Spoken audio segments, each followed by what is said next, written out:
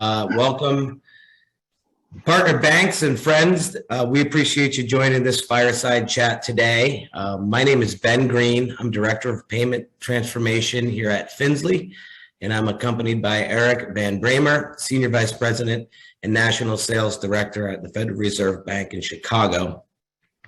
And we're happy to have you today. We're hoping this is a productive discussion between Erik and myself, where we really want to talk about FedNow arriving. FedNow is here, so what next for financial institutions? Erik, if you want to say hello, and I asked Erik to bring the marshmallows for this fireside chat, so I don't know if he's got them in his vessel. I failed in my marshmallow assignment, but thank you for having me, Ben. Appreciate the time and getting a chance to talk with you and some of your partners and customers, and continue to spread the word about FedNow, because it is, like you said, it is coming quickly. So thank you for the time. Absolutely. We are delighted to be in the pilot program with you guys, learning a lot, hearing a lot in the marketplace, and it's an exciting time in payments for sure. So I do have for the audience a couple of poll questions that I will throw out as we go through, just to keep you guys engaged and get your feedback. And feel free, of course, to use the Q&A and ask questions as we go along. We want this to be as interactive as it can be. So I thought what we'd do, Erik, is I would just kind of serve up some topics. So I put a couple of questions together and thought maybe we could just start from there. The first thing that I wanted to share is that, I'm having, personally, me and my team are having at least 5 financial institutions talking to us about payment modernization in preparation for FedNow. And that's a week. And so it's a pretty good flow and interest level. And I'm sure you're hearing a lot on your side as well. So my question or comment would be, what is your advice to these banks in terms of preparation, apart from having, a modern and resilient infrastructure for processing payments? How might they prepare for enabling this new modality and this new rail from a resources, cost, and timeline perspective? So that may be a mouthful. If you need me to repeat it or re-ask it, go for it. Sure. Well, I'll go ahead and take a stab at it, and more than happy to kind of fill in blanks if I miss something. But it's a great question, Ben. When you talk about the level of interest you're now starting to feel and the number of conversations you're having, I would say it's very similar. 5 years ago for us, we were going through the process. We'd released the strategy for improving the payment system. We were being asked to consider if we wanted to be an operator. And at that time, there was a small select group of financial institutions and fintechs that really understood instant payments. We could have a robust dialogue, but I would say the majority of them really would just look at us with kind of a blank stare, saying, I'm not hearing a need from my customers, I'm not exactly sure why I need to do this. And then once we kind of went through the process, we announced our timelines. And if you recall, we originally announced that we were going to be doing this in 2023 or 2024 was really our targeted timeline. We had a lot of people say, oh, that's so far out there. Let me know when I need to start thinking about this and start making preparations. But what I would say, if you fast forward to 2021 and even now into 2022, is that time is of the essence. This is moving quickly. And as you said, the interest level has changed dramatically. Again, when we first started talking about it, a lot of people would just say, we're waiting to hear about this from our customer. And we had a lot of education we needed to do. We needed to explain the difference between instant settlement, real-time gross settlements from things like same-day ACH, or things that give a perceived instant consumer feel like a Zelle transaction or Venmo and those kind of things.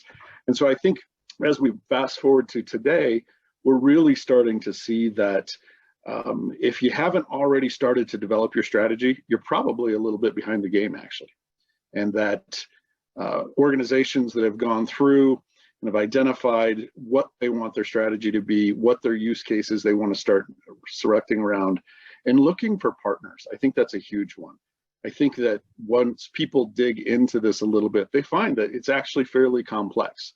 You've got a fair amount that they need to consider. You've got things like, how am I going to manage 24/7? You've got issues like, how am I going to connect into these networks?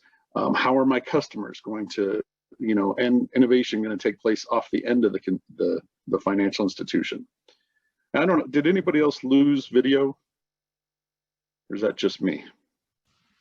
I can still see you. Okay, well, I'm looking at a black screen, so I will do my best to stay engaging. You're doing great. But I really think, again, to me, the most important part right now is to be having conversations with vendors. So if you're a financial institution and you've started to develop a strategy, you've identified that it is a space you want to work in. You're now seeing the customers, your customers requesting it, or use cases starting to evolve with fintechs that maybe you partner with, that it's really critical that you start looking at the vendor community, whether that be your core service provider, whether that be third parties that are offering more innovative solutions that are out there. And one of the things that we've really been trying to do, and you're going to see in the end of February, is to launch what we're calling our service provider showcase, which is really an opportunity. We have a website, it's called FedNow Explore, that individuals and financial institutions can go out, and it's really set up to be an interactive tool for organizations to go through and identify, am I ready for instant payments? What do I need to think about? So there's everything from videos that kind of highlight use cases that you could consider, do those affect you?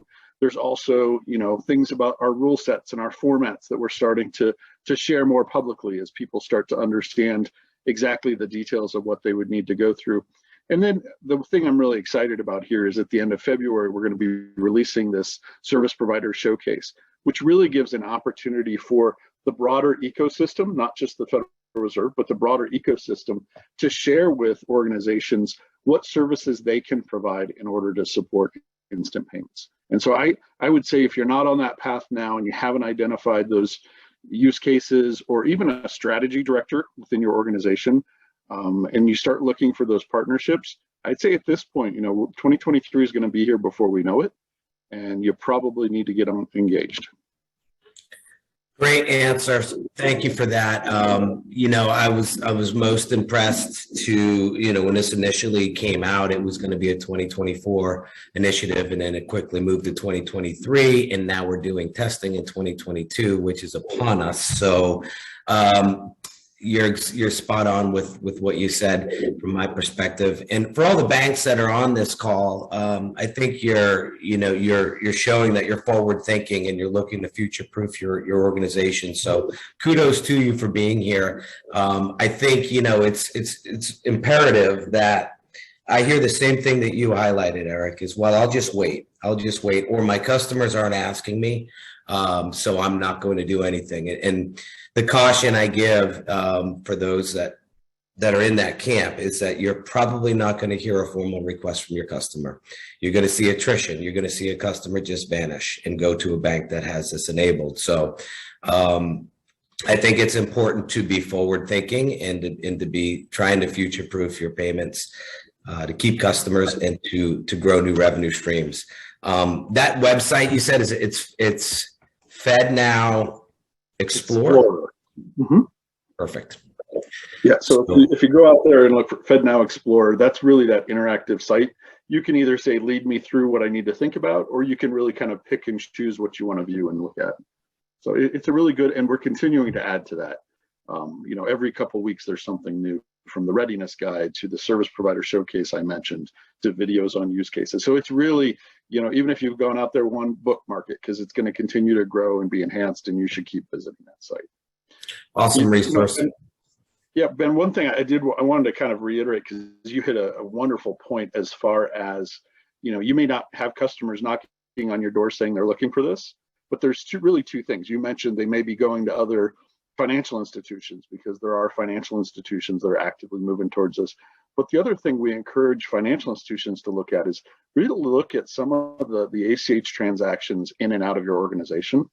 And with the fast growth of digital wallets, we see a lot of organizations, once they get into the details, they're seeing a lot of their deposits moving out and much fewer coming back in. And really what that's telling us is that those dollars are being held elsewhere, whether that's in a PayPal account or a Venmo account or something along those lines, that those dollars are being held elsewhere. And as you see that attrition, that's really a signal that even though your customer's not asking for this, your customers are actively looking for these kind of opportunities. So that's a tool we encourage financial institutions to look at and see if they can dig into that. If they need help kind of tracking and looking at that, let us know.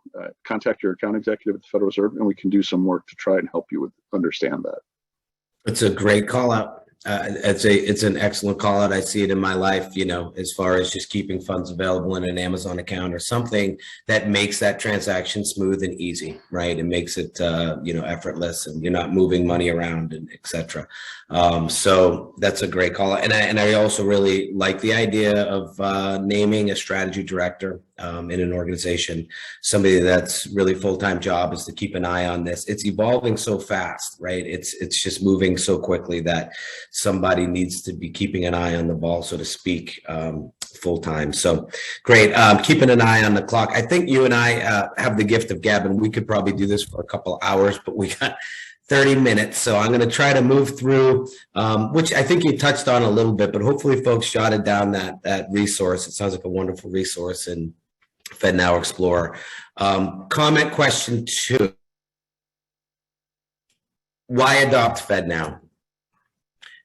Speed, of course, is one reason we touched upon, but where else can you see FedNow in action? Is there say an obvious or immediate use case that you continue to hear and see customers and banks talk about? Yeah, that's a great question. But I think, when we first started kind of looking down this, I think the use case that people are most familiar with and have seen in action is that P2P use case. And so I kind of view that one as that's the one that the regular person on the street might understand. You probably have to get into details about it, but it doesn't mean the settlement is immediate, and that just kind of glazes over even my family's eyes when I start talking that way. What I think has been interesting for us is to watch the growth of account to account. And that's probably not a use case that I had really high on my radar early on, right. But we've seen huge growth. And if you even look at the existing networks that are out there, really where the majority of their growth is that account to account. And so that could be anything from, again, moving money in and out of digital wallets. It can be moving money from one of my accounts to another one of my accounts. If I have brokerage accounts, we see that use case. And that's really almost surprisingly driving a lot of the volume we see. So that's one that I've definitely raised up on my radar for immediate. The other thing that we're really starting to see, at least on the near horizon, I think is going to take off, is some of the B2B associated with corporate payments.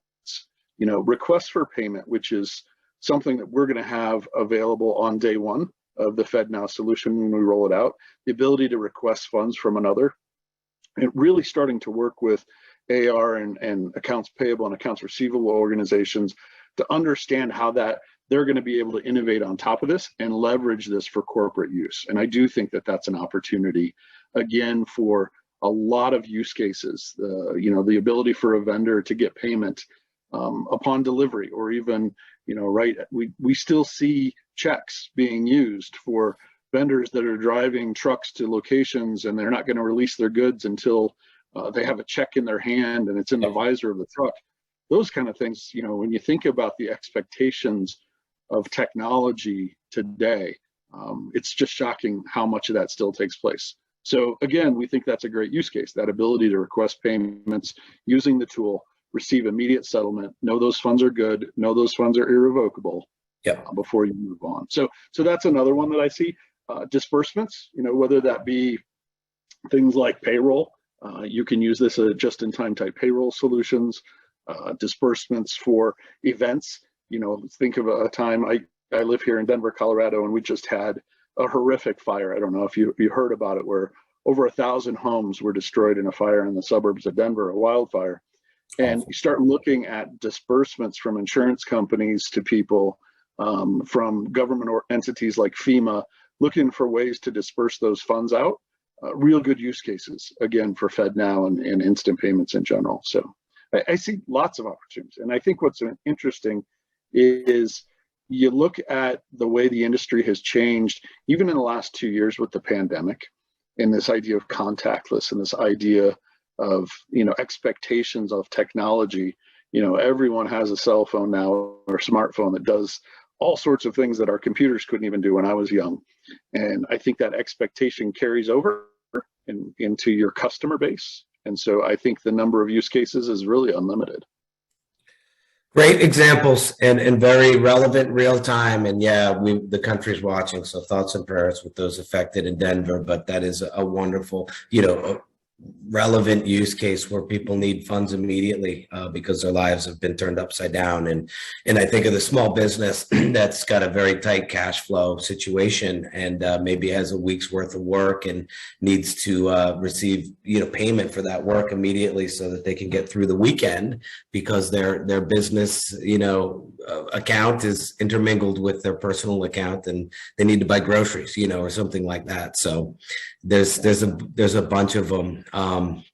So thank you for that. I'm gonna launch this poll number 1, which has a couple questions. So I think it's out there. I'm a little bit new to posting polls, but hopefully you guys can see it.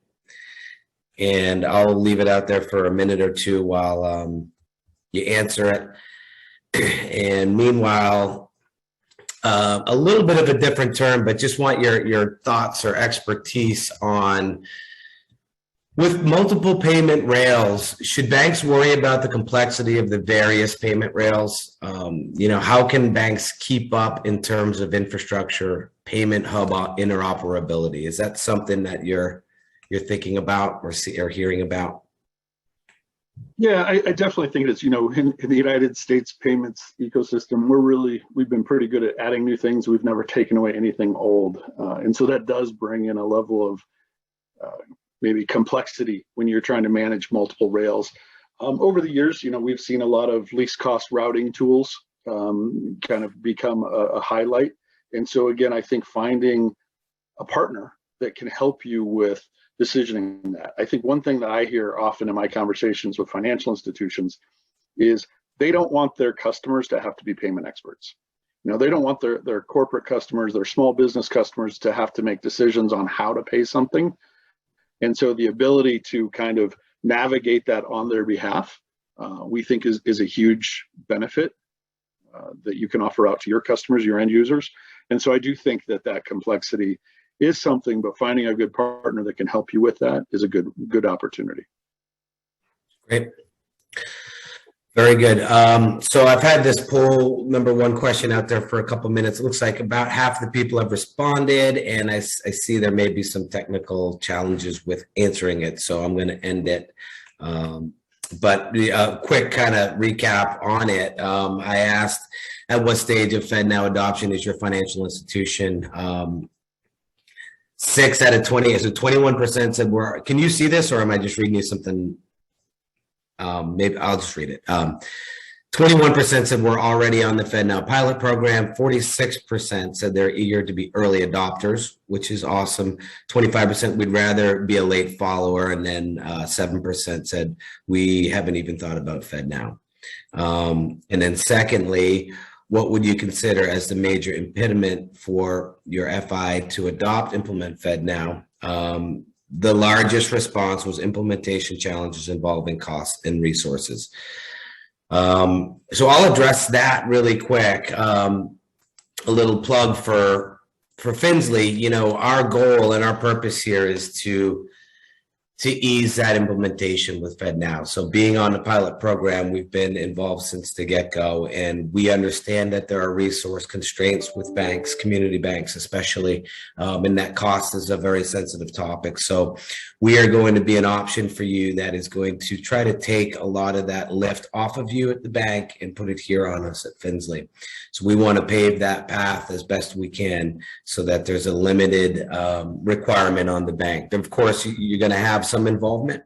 There's things you're going to have to do, but we're going to try to simplify that and make that as easy as possible for you. So thanks for participating in that. I'll throw another poll question out here in just a minute. But this is an interesting question I thought we could chat about really quick. What is the time frame you see for the ubiquity of FedNow? Ooh, that's a great question. I failed to bring my crystal ball today, but what I am maybe going to use as a placeholder for my answer is just talk a little bit about the excitement that we're seeing and kind of the response that we're seeing. So obviously, with 10,000 plus financial institutions in the country, there's always going to be a long tail. There's always going to be a challenge to any closed loop network to get everybody. But to get to ubiquity, we think you need what we would consider like critical mass. And I think that the excitement that we have seen around our pilot program, the excitement that we're hearing in conversations that we're having with financial institutions, we're pretty confident that we're going to see fairly good, substantial growth in our network out of the gate. So maybe just to kind of highlight, when we first went into our pilot, we were anticipating kind of a general pilot program where, we have 20 to 30 partners that we would work closely with, and our pilot program is designed to be a 3-phased advisory, then moving into testing, et cetera, and closed loop. But the response that we received, and as we were going through, we didn't want to limit ourselves because we thought it was more important to have a great cross section of participants within the program.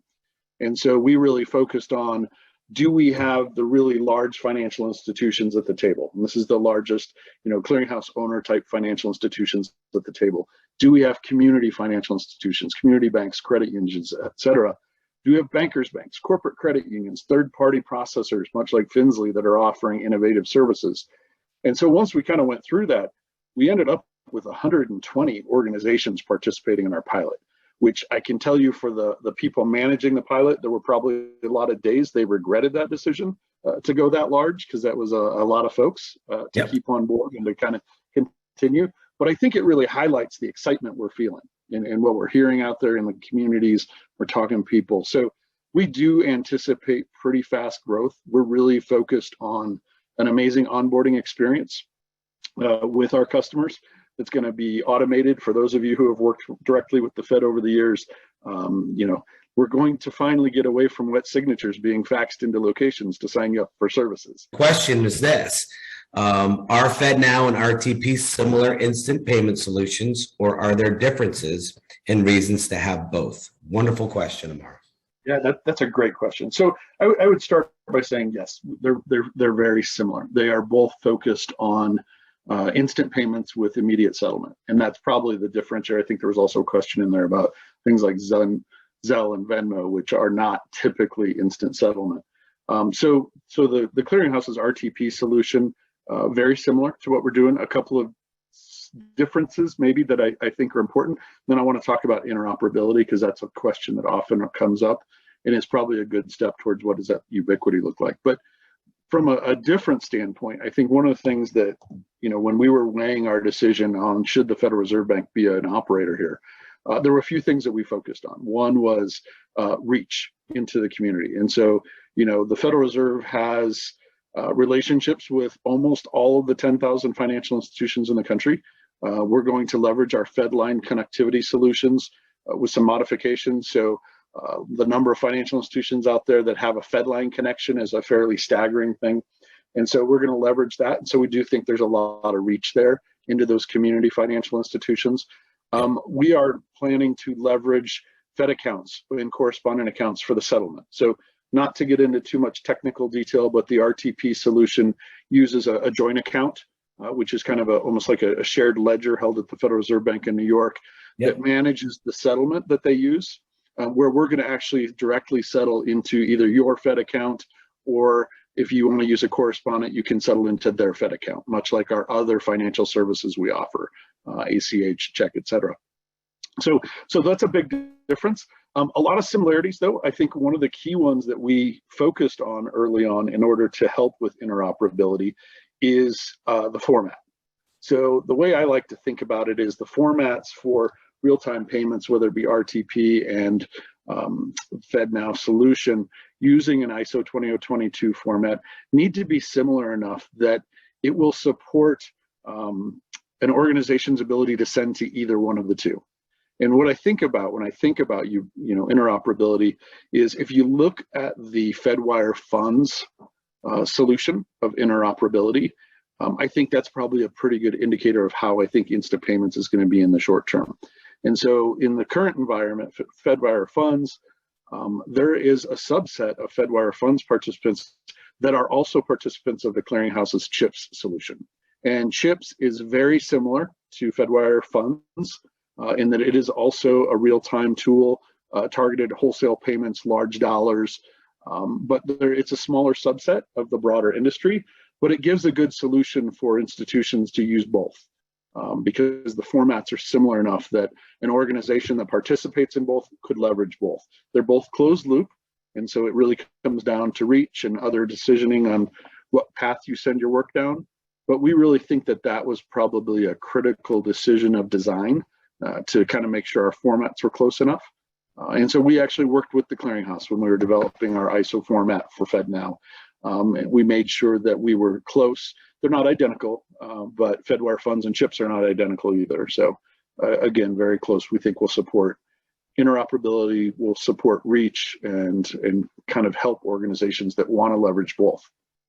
There's a lot of benefits to having two out there, resiliency, those kind of things. So we're a big supporter of what the clearinghouse has been doing and moving the industry forward. Great, thank you for that. I think the key differentiator that you touched on, though, is that ubiquity and the fact that all the banks already have a direct relationship with the Fed, and so it's going to make it that much quicker and easier versus establishing a new relationship with the clearinghouse. So I see it taking off a whole lot quicker. Lisa asked a good question in here as well around Zelle and Venmo options, and you touched on that. I can assure you from a cost perspective, this will be much more economical than say Zelle. It'll be a far simpler implementation process than Zelle as well. Just talking to partner banks that have been down that path and understanding the complexity of the implementation and the cost of the implementation to provide Zelle, this will be in a completely different bucket from that.